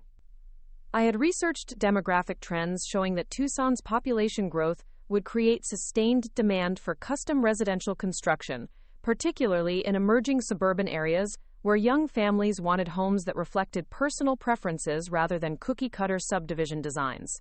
I had analyzed competitor positioning and identified market gaps where Martinez Construction could command premium prices for specialized services that larger contractors couldn't provide efficiently.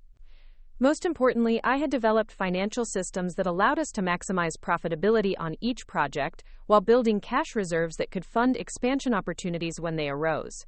Instead of living job to job like many small contractors, we had created a business model that generated consistent profits, accumulated capital for equipment purchases and business growth, and provided financial stability that wasn't dependent on any single client or project. By the time Carlos became ill in 2003, Martinez Construction was generating significantly more revenue and profit than anyone outside our marriage realized. We had deliberately maintained a modest lifestyle and conservative public profile that made the business appear smaller and less successful than it actually was. This modesty was partly cultural. Carlos had grown up believing that successful people shouldn't flaunt their wealth or appear superior to their neighbors and community members. But our modest profile was also strategic business thinking. In the construction industry, appearing too successful can create problems with clients who assume you're overcharging, with competitors who become more aggressive, and with suppliers who raise prices because they believe you can afford to pay more. By maintaining the appearance of a small family-owned company that was doing well but not exceptionally well, we avoided unnecessary attention while building real wealth and business value. During Carlos's final months, when cancer treatments made it impossible for him to spend full days at construction sites, I had gradually taken over more visible aspects of business management. I began attending client meetings, coordinating with subcontractors, and making decisions about project scheduling and resource allocation. Carlos would provide technical expertise and quality oversight, but I handled increasingly more of the daily operational responsibilities. This transition revealed something that surprised even me. I had developed genuine expertise in construction project management, cost analysis, and client relations that went far beyond simply supporting Carlos's work. I understood building codes, material specifications, and construction sequences well enough to make informed decisions independently. I had developed relationships with suppliers, subcontractors, and municipal inspectors that were based on my own professional competence rather than just my connection to Carlos. When Carlos died in January 2004, I wasn't inheriting a business I didn't understand. I was taking full control of a company I had been co-managing for years. The transition was emotionally devastating because I was grieving the loss of my husband and life partner, but it wasn't operationally complicated because I already knew how every aspect of the business functioned and how to make the decisions necessary to keep operations running smoothly. But I made a strategic decision not to reveal the full extent of my business knowledge and involvement to Michael or other family members who were offering advice about liquidating assets and settling for whatever financial security could be obtained through quick sales. Instead, I allowed them to continue assuming that I was a grieving widow who was overwhelmed by unfamiliar business responsibilities, while I quietly evaluated my options and developed plans for what would happen next. Quote, "This decision wasn't about deceiving my family, it was about protecting myself from well-meaning but potentially harmful advice from people who didn't understand the actual value of what I had helped build over 2 decades of marriage." Michael's suggestions about quick liquidation would have cost me hundreds of thousands of dollars in business value while forcing me into premature retirement with modest resources, instead of allowing me to continue building wealth through active business management. During the 6 months following Carlos's death, I continued operating Martinez Construction while family members assumed I was simply completing existing contracts before closing the business and selling the equipment. Michael would visit on weekends and offer to help with winding down operations, never realizing that I was actually expanding the business, taking on new projects, and implementing growth strategies that Carlos and I had discussed but never had the opportunity to execute. I hired 2 additional experienced carpenters and promoted our most reliable crew leader to assistant foreman, creating operational capacity that allowed us to handle larger projects and more complex construction challenges. I negotiated exclusive supplier agreements that reduced material costs and improved project profit margins. I developed new client relationships with property developers and real estate professionals who could provide consistent work opportunities that were more profitable than individual homeowner contracts. Most significantly, I began implementing Carlos's vision for expanding beyond residential construction into small commercial projects, office renovations, restaurant build-outs, and retail space improvements that commanded higher fees and provided opportunities to develop expertise in more sophisticated construction techniques. This expansion required additional licensing, insurance, and bonding. But it also opened markets where competition was less intense and profit margins were substantially higher. By the end of 2004, Martinez Construction was generating 40% more revenue than it had during Carlos's final year, with profit margins that had improved dramatically due to operational efficiencies and strategic market positioning. I had proven to myself that I could not only maintain the business Carlos had built, but actually grow it beyond what either of us had achieved when we were working together. Quote, but rather than sharing news of this success with Michael or other family members, I continued maintaining the modest profile that had served us well during Carlos's lifetime. I lived in the same house, drove the same car, and maintained the same simple lifestyle that made the business appear small and family-oriented, rather than successful and growing. Family members saw what they expected to see: a widow who was managing to keep her late husband's business running, but probably struggling with the challenges of working in a male-dominated industry. This carefully maintained modest appearance allowed me to observe how family members, friends, and community members treated me when they assumed I was financially vulnerable and potentially dependent on their assistance or advice. Michael's patronizing suggestions about business management revealed his assumptions about my capabilities and his expectations about my future need for his guidance and support. Friends and neighbors offered help with financial planning and major decisions, positioning themselves as protective resources for someone they assumed might be overwhelmed by unfamiliar responsibilities.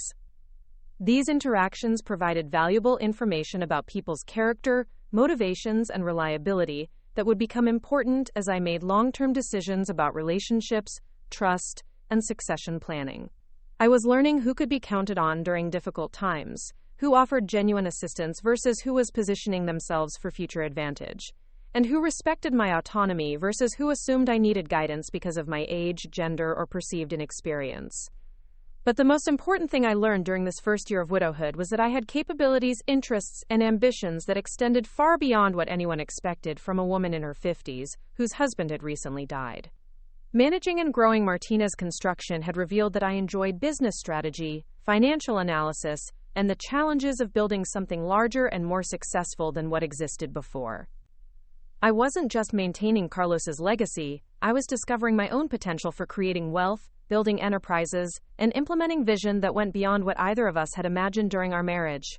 The modest widow that everyone saw was actually someone who was just beginning to understand her own capabilities and develop plans that would shock anyone who knew her only as Carlos's wife and Michael's mother. This realization led me to make the decision that would change everything about my future and create the foundation for the empire that no one suspected existed. Rather than being content with successfully managing one construction company, I began researching opportunities to expand into related industries, develop additional revenue streams, and build a diversified business portfolio that could generate wealth and growth opportunities for decades to come. The worn leather notebook that I would later guard so carefully in my hospital bed began as a simple record of contacts, ideas, and opportunities that I wanted to investigate as I planned the next phase of expansion beyond residential and small commercial construction. Each page represented research into new markets, potential partnerships, and strategic directions that could multiply the success I had already achieved with Martinez Construction. But I'm getting ahead of myself. Before I explain how that single construction company became the foundation for a multi-state empire, before I describe the investment strategies and business acquisitions that transformed my modest widow's inheritance into millions of dollars in assets, and before I reveal how Michael's assumptions about his powerless, dependent mother were about to cost him access to wealth he couldn't imagine, you need to understand the specific decisions and opportunities that created the transformation everyone missed. Because the story of how I built an empire while everyone assumed I was living on Social Security and small savings isn't just about business success. It's about the power of being underestimated, the advantage of maintaining a modest profile while pursuing ambitious goals, and the extraordinary opportunities that become available when people assume you're not capable of recognizing or acting on them. The woman sitting in that hospital bed, appearing to wait hopefully for her son's support, was actually someone who had spent 20 years proving that appearances can be deceiving, that assumptions about limitations can be dangerous, and that the people who underestimate you today might be making the most expensive mistake of their lives. Over the next 15 years, from 2005 to 2020, I systematically transformed Carlos's modest construction company into a business empire that spanned 3 states and generated millions of dollars in annual revenue, all while maintaining the carefully constructed image of a simple widow living on Social Security and small savings. What I built during those years would have shocked anyone who knew me, but it would have been impossible without the foundation of underestimation that allowed me to operate without scrutiny, interference, or the kind of attention that might have complicated my strategies. By 2006, Martinez Construction had expanded beyond residential and small commercial projects into large-scale commercial construction, municipal contracts, and specialized industrial work that required advanced technical expertise and significant bonding capacity. I had hired experienced project managers, acquired specialized equipment, and developed relationships with architects, engineers, and municipal officials that positioned us as a preferred contractor for high-value projects throughout Arizona. But the real breakthrough came when I realized that successful construction companies generate enormous amounts of information about real estate markets, development trends, and investment opportunities that most people never see or understand. Every project we completed provided insights into property values, neighborhood development patterns, and emerging market opportunities that smart investors could capitalize on before they became obvious to mainstream buyers. Using profits from Martinez Construction and detailed market knowledge gained through our project work, I began acquiring undervalued properties in areas where I knew development was planned but not yet announced. Vacant lots that appeared worthless to casual observers became valuable when municipal planning documents revealed future road improvements, utility expansions, or zoning changes that would dramatically increase property values. By 2008, I owned 17 properties across Tucson and Phoenix that I had purchased for an average of $23,000 each, and that were worth an average of $180,000 each by the time development projects made their potential obvious to other investors. This real estate portfolio generated rental income, provided collateral for business expansion loans, and created the capital foundation for more sophisticated investment strategies. Quote, "The 2008 financial crisis, which devastated many businesses and investors, actually created extraordinary opportunities for someone with cash reserves and detailed knowledge of local markets.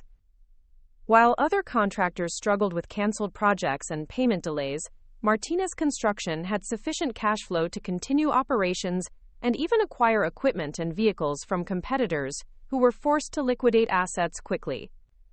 More importantly, the real estate crash created opportunities to acquire properties at prices that wouldn't be available again for decades. Using cash reserves and credit lines secured by our profitable construction business, I purchased 23 additional properties between 2009 and 2011, including small apartment buildings, commercial properties, and developable land that desperate sellers were offering at 30 to 40% of pre-crash values.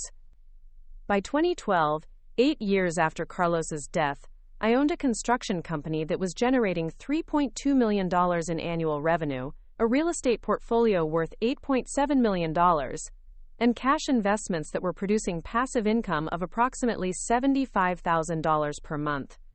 But rather than revealing the success or changing my modest lifestyle, I continued living in the same small house, driving the same reliable car, and maintaining the same simple retirement routine that made everyone assume my financial situation was typical for a widow my age.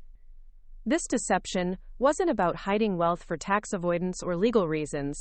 It was about protecting myself from the assumption that successful people should be generous with family members who hadn't contributed to that success, available to solve other people's financial problems, and willing to share resources with relatives who might not use them wisely or appreciate their value.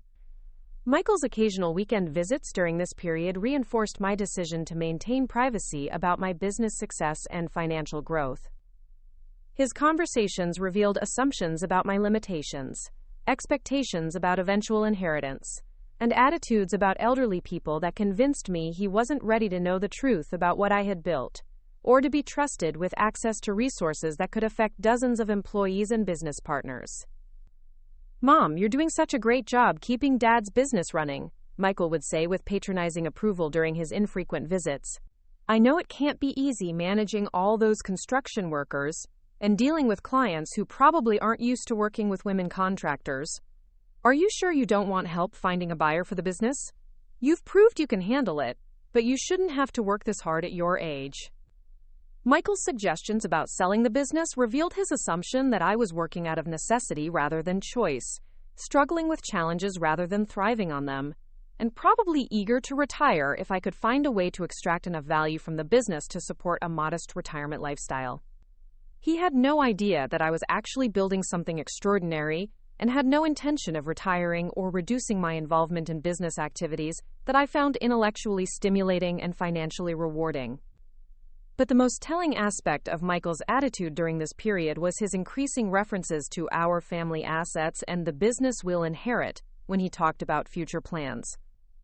He began making assumptions about his role in managing my affairs as I aged, his eventual inheritance of whatever modest assets I might leave behind, and his responsibility for making decisions about my care and living situation when I became too elderly to manage independently.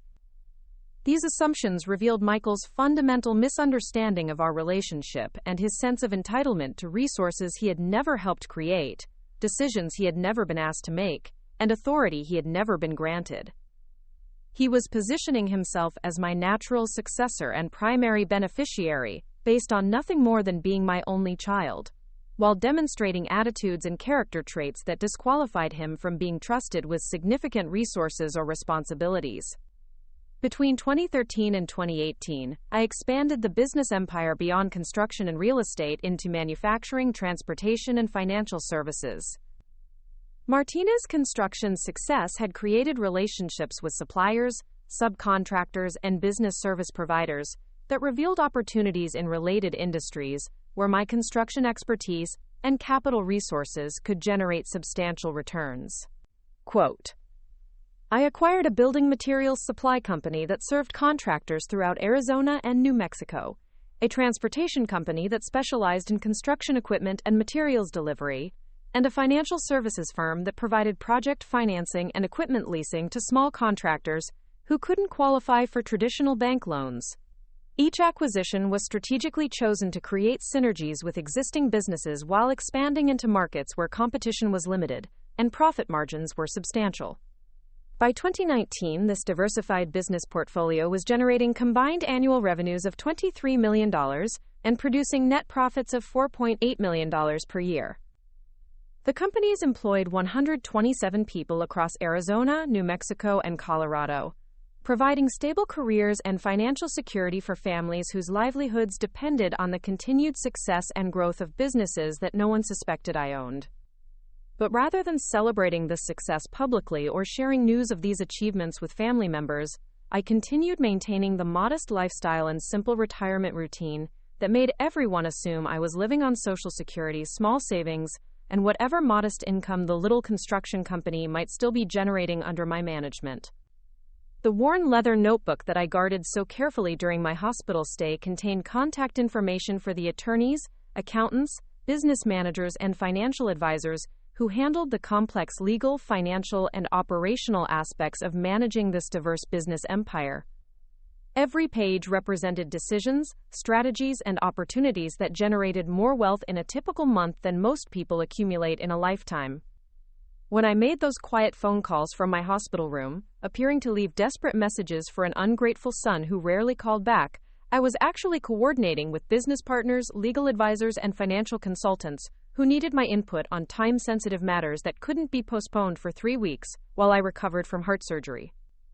The simple widow in room 314B was actually someone whose business decisions affected multiple industries, whose investment strategies influenced real estate development across 3 states, and whose financial choices determined the economic security of more than 100 employees and their families. Quote, "But Michael had no idea about any of this when he made the decision that would change his life forever. On October 28, 2024, when he called the hospital discharge nurse to say, quote, "I can't pick her up today. Something came up at work." He thought he was simply declining to help a powerless, elderly woman who had no choice but to accept whatever level of support he decided to provide. Michael assumed that his work emergency was more important than my hospital discharge because he believed his marketing job was the only significant source of income in our family, that his professional responsibilities should take priority over my medical needs, and that I would simply wait patiently until his schedule allowed him to provide assistance. But what Michael didn't understand was that his work emergency involved a struggling marketing firm that was losing clients and hemorrhaging money, while my simple retirement involved managing business operations that generated more revenue in a single week than his company earned in 6 months. His decision to prioritize his failing business over my medical recovery wasn't just personally hurtful, it was strategically stupid. That afternoon, after Mrs. Rodriguez delivered the news that Michael wouldn't be coming to pick me up, I opened the worn leather notebook and made the phone calls that would teach my son the most expensive lesson about family loyalty he would ever receive. The first call was to Jennifer Morrison, my estate planning attorney, who had been managing updates to my will and succession planning for the business empire. "Jennifer, it's Eleanor Martinez. I need you to prepare final documentation for the succession plan we discussed. My son's behavior during my medical crisis has confirmed that he lacks the character necessary to be trusted with the resources or responsibilities we had considered including him in." The second call was to David Chen, my business operations manager, who coordinated activities across all the companies in my portfolio. "David, please schedule meetings with all division managers for next week. We need to implement the contingency plans for family succession that we developed, in case my son proved unsuitable for leadership roles. His abandonment during my hospitalization has provided definitive evidence about his priorities and character." Single quote. The third call was to Maria Santos, my financial advisor, who managed investment accounts and trust funds that would determine how my wealth would be distributed after my death. "Maria, please execute the trust restructuring we discussed. Michael Martinez is to be completely excluded from any inheritance or business succession plans. His behavior during my medical emergency has demonstrated that he doesn't deserve access to resources that took decades to build." Each of these calls was brief, professional, and definitive. The people I was speaking with had been managing contingency plans for months, preparing for the possibility that Michael might prove himself unworthy of inheriting the business empire he didn't know existed. His abandonment at the hospital had simply provided the final evidence needed to implement decisions that had been researched, planned, and documented well in advance. 3 days later, when I was finally discharged from the hospital using private medical transport that I arranged and paid for myself, I returned to my modest home in Tucson to begin implementing the consequences that Michael's abandonment had earned. The first step was updating all legal documents to reflect his complete exclusion from any involvement in my businesses, my estate, or my future care decisions. The second step was restructuring business succession plans to ensure that the companies I had built would continue operating successfully under the management of people who had demonstrated loyalty, competence, and character during the 20 years I had been building the empire. Key employees who had contributed to our success would receive ownership stakes, profit-sharing arrangements, and leadership opportunities that would reward their dedication while ensuring continued growth and profitability. The third step was establishing charitable foundations and community investment programs that would use the wealth I had accumulated to benefit causes and organizations that aligned with my values and priorities. Rather than enriching a son who had proven himself unworthy, my resources would support education, healthcare, and economic development programs that would create lasting positive impact for people who deserved help and opportunity. Michael remained completely unaware of these changes for several weeks after my discharge. He called occasionally to check on my recovery, speaking with the same patronizing tone he had always used when discussing my health, my finances, and my future needs. He assumed that our relationship would return to normal once I had processed my disappointment about his failure to help during my medical crisis. "Mom, I'm really sorry I couldn't get away from work to pick you up from the hospital," he said during one of these calls. "But I knew you'd figure something out, and I'm glad everything worked out okay. How are you feeling? Are you managing okay with the recovery? Do you need any help with groceries or household tasks?" Michael's apologies were superficial and self-serving, designed to assuage his guilt rather than acknowledge the serious impact of his abandonment. His offers to help with, quote, groceries or household tasks revealed his continued assumption that I was struggling with basic daily activities and would be grateful for whatever minimal assistance he might occasionally provide.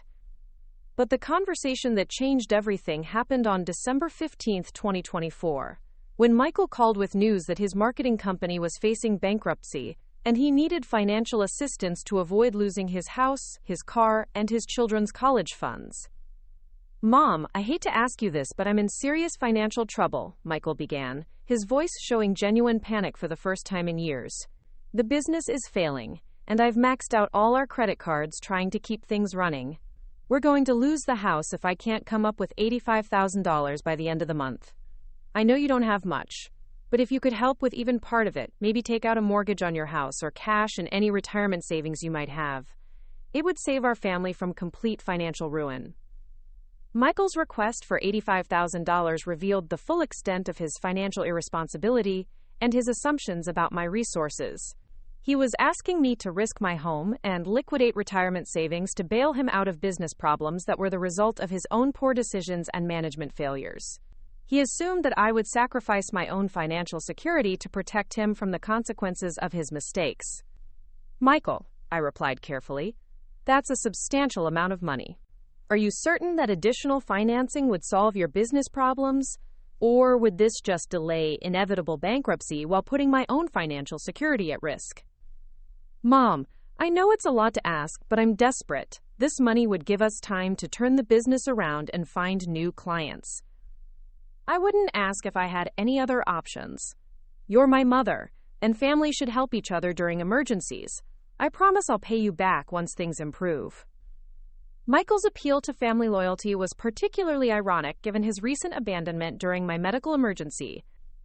He was asking me to prioritize his financial crisis after demonstrating that he wouldn't prioritize my health crisis. He wanted family support while having failed to provide it when I needed it most. "Michael, I think you should come to Tucson this weekend so we can discuss your situation in person. There are some things about my financial situation that you need to understand before we talk about loans or assistance." "Really? That would be amazing, Mom. I knew you'd come through for family when we really needed help. Should I bring financial documents showing exactly how much we need and what the repayment plan would look like?" Michael's immediate assumption that I had agreed to provide financial assistance revealed how completely he misunderstood what our weekend conversation would actually involve. He thought I was agreeing to help him avoid the consequences of his business failures. He had no idea that I was preparing to show him the consequences of abandoning his mother during her medical crisis. On Saturday morning, December 18, 2024, Michael arrived at my modest home in Tucson expecting to discuss loan terms and repayment schedules that would save his failing business and preserve his family's financial security. He brought detailed financial statements showing his debts, cash flow projections for business recovery, and a written proposal for how he would repay whatever money I might be able to provide. What he found instead was his mother sitting at the kitchen table with 3 thick folders containing documents that would completely destroy every assumption he had ever made about my financial situation, my business activities, and his own future inheritance. "Michael, before we discuss your financial problems, there are some things about my situation that you need to understand," I began, opening the first folder.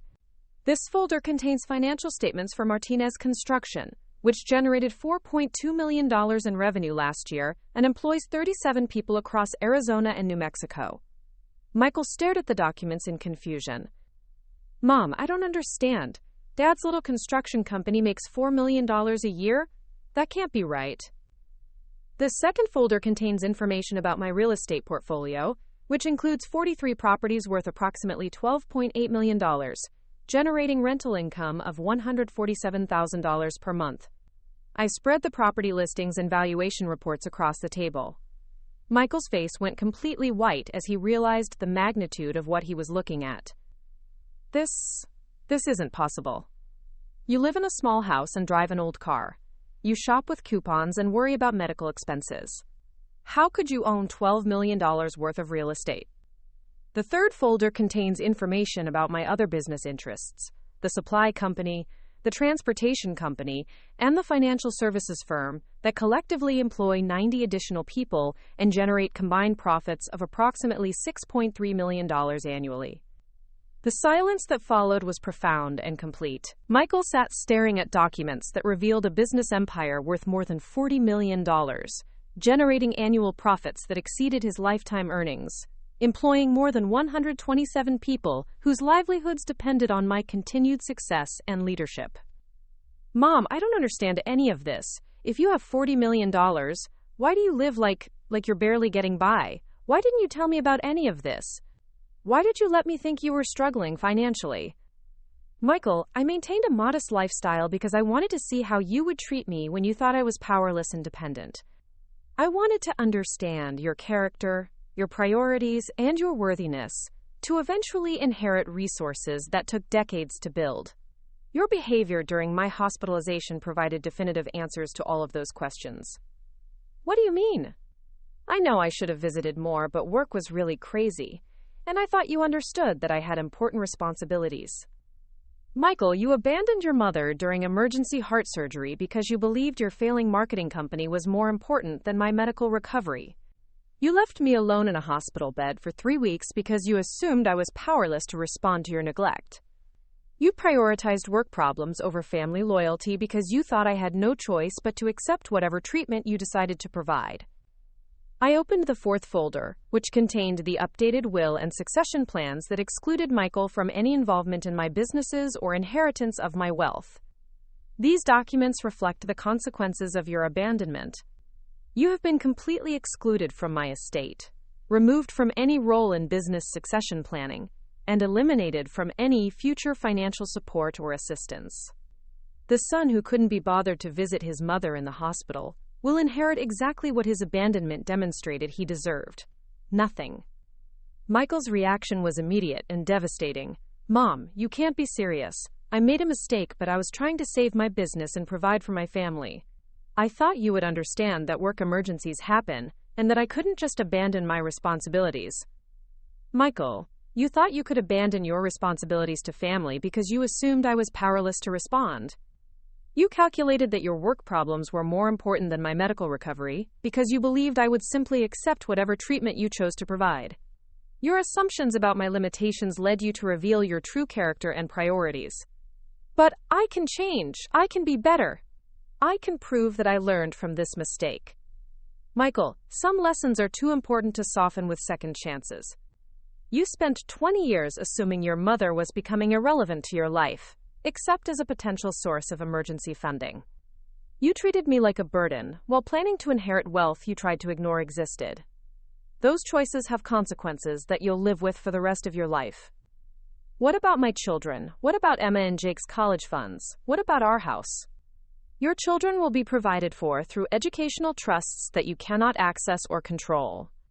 They'll receive excellent educations and opportunities that will teach them to treat elderly family members with respect, rather than viewing them as sources of financial exploitation. But those benefits will come with clear conditions about character, family loyalty, and personal responsibility that you failed to demonstrate. Quote. As Michael left my house that morning, finally understanding the full magnitude of his miscalculation, I reflected on the perfect justice of how everything had unfolded. The son who had abandoned me during my medical crisis had lost access to an empire worth $40 million. The marketing expert who couldn't maintain his own small business had forfeited the opportunity to learn from someone who had built multiple successful companies. The man who had treated his mother as a burden had discovered that she was actually someone whose support could have solved all his problems if he had earned it through basic human decency. 6 months later, I received a letter from Michael that confirmed he had finally understood the full extent of his mistake. He had lost his house, his business, and his marriage, but he had gained something more valuable: the realization that treating people poorly based on assumptions about their power or limitations can cost you everything you think you're entitled to receive. Today, my business empire continues to grow and provide careers for more than 150 employees across 3 states. The wealth I accumulated while everyone assumed I was living on Social Security funds, scholarships, healthcare programs, and community development projects that create opportunities for people who deserve better than what they've received. And the worn leather notebook that I guarded so carefully during my hospital stay now contains contact information for the next generation of business leaders who earned their positions through competence, loyalty, and character, rather than through biological relationships with someone they underestimated. Because the most valuable lesson isn't about hidden wealth. It's about treating every person with dignity and respect, regardless of what you think they can or cannot do for you. And sometimes, the most expensive education is learning that assumptions about people's worth can cost you everything you thought you were entitled to inherit. The woman everyone thought they were looking at, the helpless abandoned grandmother with no options and no power, turned out to be someone whose empire could have changed Michael's life forever if he had simply shown up when his mother needed him most. But he didn't, and now he never will.